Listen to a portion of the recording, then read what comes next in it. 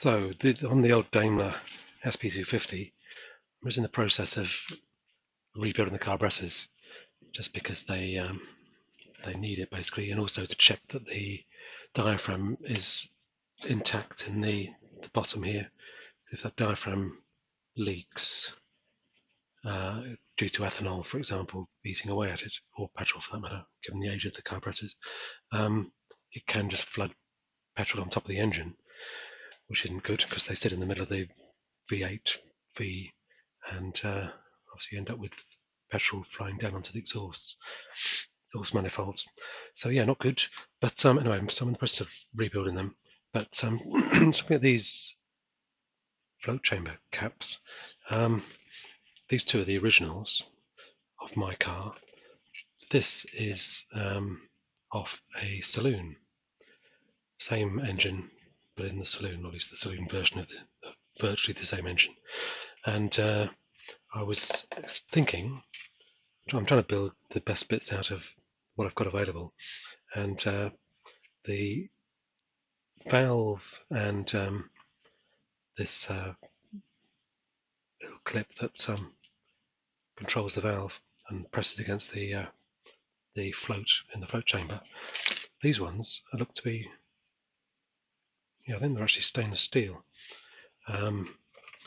So I thought, oh great, rather than use my originals, which are plain steel, I'm pretty sure, yep, magnetic, I'll use these nice fancy stainless ones.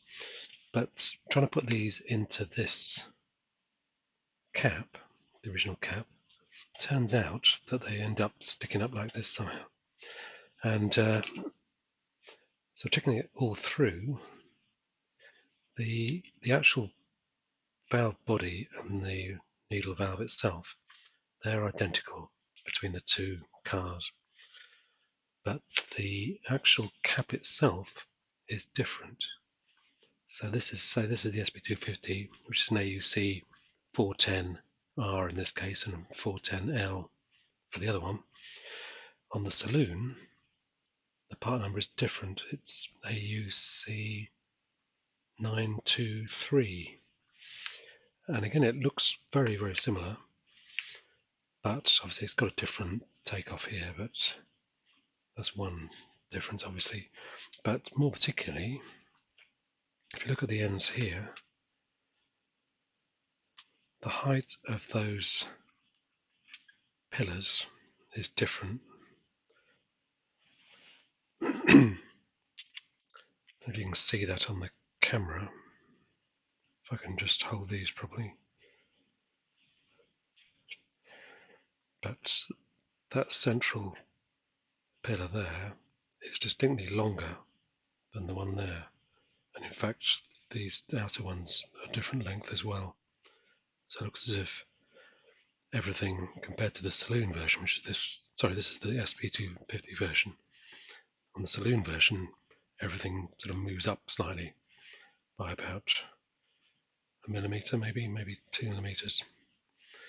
So the Saloon cap, this one, isn't compatible with the SP250, or at least isn't the same as it.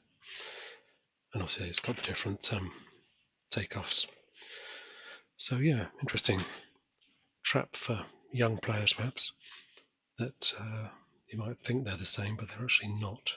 So this float lever won't fit on my SP250 caps, so I'm going to have to use the original, which is fine. I mean, it looks a bit grubby, or at least it's actually sort of rusty, but I'll clean it up best I can and reuse it. It's not going to do any harm. Okay, thanks for watching.